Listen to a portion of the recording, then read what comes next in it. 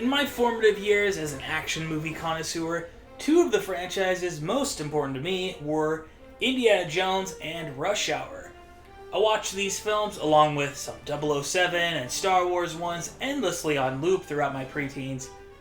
Aside from being great and fun action films, Indy and Rush Hour could not be more different.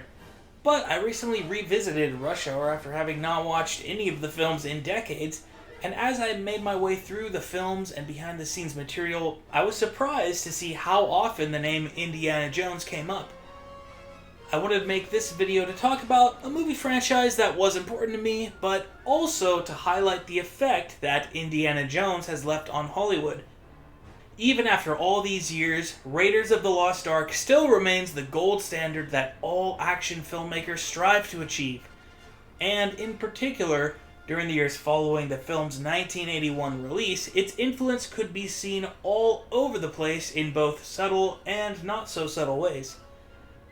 Raiders must have really appealed to Jackie Chan because there are a shocking number of films in which he plays an Indiana Jones-esque character. Armor of Gods and Operation Condor among the most prominent examples. I think the tone of Indiana Jones suits Jackie really well because his films, like Indy's, feature a combination of great action and humor.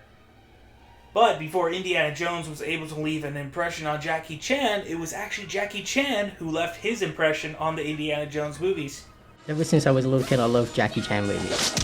I always watch him and I'll practice kicking my brother, poor little brother.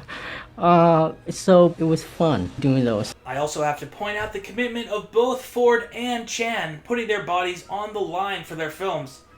Jackie is especially well known for doing all of his own stunts, and in many cases suffering on-set injuries.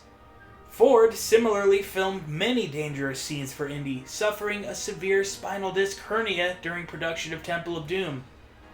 On another occasion, stuntman Vic Armstrong even had to ask Ford to let him do some of the work for a change. 1998's Rush Hour benefited from a collaboration of Eastern and Western stunt workers. I convinced the studio to get him to bring his team of stunt coordinators, and aside from hiring an American stunt coordinator, Terry Leonard, who was a stunt coordinator and second unit director on Raiders of the Lost Ark, to work in collaboration with Jackie's team because Jackie does things a certain way. They take liberties with Jackie on some of his films in Hong Kong and throughout other parts of the world that we're not allowed to take here insurance-wise. So we have to rig everything for Jackie to make sure that there's no chance of him getting hurt. Another aspect where Indy's influence could be felt was in the music.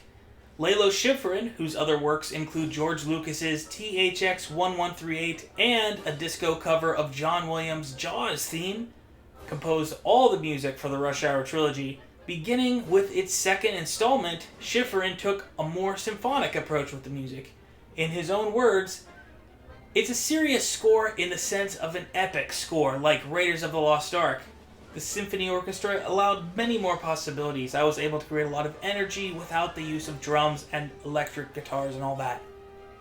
You can definitely feel the influence while comparing these tracks.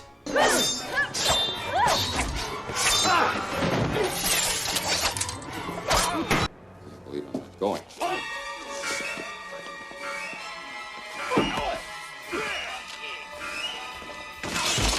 Art imitates art, as they say. In other words, movies sometimes reference or borrow from other movies.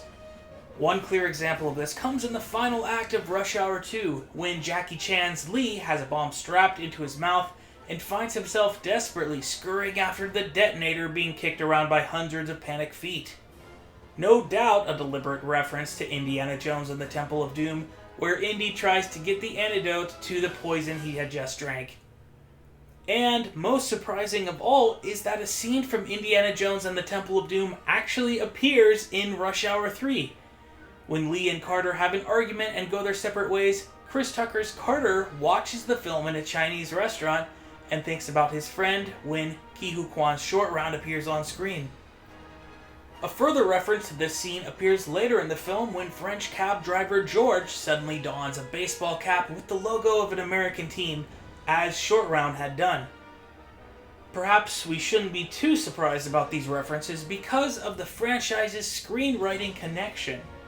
Jeff Nathanson served as the lone screenwriter of both Rush Hour 2 and Rush Hour 3, while at the same time developing the story of Indiana Jones and the Kingdom of the Crystal Skull alongside George Lucas. Indeed, there have been dozens of cast and crew members crossing over between the two franchises. Ernie Reyes Jr., who portrayed Zing in Rush Hour 2, played the poor Nazca cemetery guard who gets killed by his own blow dart in Kingdom of the Crystal Skull, and the great Max von Sydow appeared in both Rush Hour 3 and The Young Indiana Jones Chronicles. While the differences between the two franchises are many, the Indiana Jones and Rush Hour movies resonated with fans for their great stories, jaw-dropping action scenes, and hilarious moments. For me personally, thinking about these films makes me nostalgic for the days when I would watch them back to back to back. I have a kind of unwritten list in my mind of the essential action films a young man should see, and the early films in these franchises have definitely earned their spots. I'd be interested to see your reaction to my video. What do you think, my fellow indie fans, about Rush Hour and Jackie Chan?